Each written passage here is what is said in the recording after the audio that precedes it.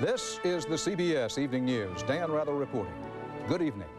No matter how many times you see the pictures, the horror doesn't diminish. The terrible spectacle of 3 Italian Air Force planes colliding at an air show over a U.S. base in West Germany. In addition to the 3 pilots, most accounts now say at least 43 people on the ground were killed yesterday. Hundreds were injured, many critically. Our coverage begins with Mark Phillips on the scene. The top American military brass in Europe toured the crash site today, still trying to figure out what happened. Absolutely no idea what went wrong. An examination of the tapes of the accident would seem to show the problem was timing. One of the Italian pilots arrived too soon at the point where the formation was crossing above the crowd.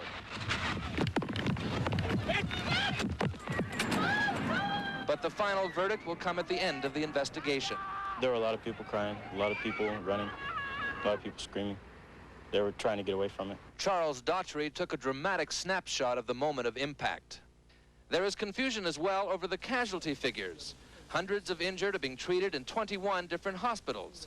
Many of the dead have not been identified because their bodies are too badly mutilated. There were an estimated 300,000 spectators at the air show and no list of who was there. The West Germans were quick to react today. My first decision is to cancel the air show the end of September. Despite the evidence of yesterday's carnage, U.S. Air Force officials said today that while they'll go along with the cancellation of one air show, they will run them again in the future. It is not a stunt. It is not a circus. It is an exhibition of the capability of the machinery and the man who flies. U.S. and West German officials stressed over and over today the distinction between low-level aerobatics and low-level tactical training. But for the United States and other NATO air forces, yesterday's accident was more than a tragedy. It was a public relations disaster. The crash has rekindled a furious debate not just over the safety of air shows, but also of low-level training flights over West Germany. Critics say the flights are harmful to the environment and dangerous. There have been several crashes, but NATO commanders say the flights are necessary to teach pilots how to avoid enemy radar. There's a certain minimum of low-level flying which must be done to maintain readiness and capability to defend Western Europe. The United States says it will discuss with West Germany what sort of flying to allow at future air shows, and will try to reduce the number of low-level training flights. The Italian flying team will return home tomorrow to bury its dead. The Italians have said the team will continue to fly. Mark Phillips, CBS News, Ramstein, West Germany. The same Italian flight team thrilled American audiences during a tour 2 years ago. It's like you're teasing death up there. No? No, not at all. No, everything is precise, studied, and done many times before. But in fact, U.S. officials forced the Italians to modify the very maneuver that proved fatal yesterday to ensure the planes would not fly over spectators. Nearly 300 air shows are conducted in the U.S. every year.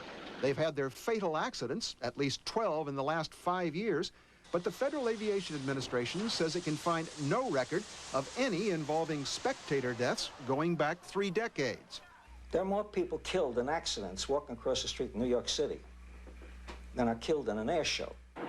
Some say the rules covering the Air Force Thunderbirds and Navy Blue Angels, the 2 U.S. precision flight teams, are tighter than those facing their European counterparts.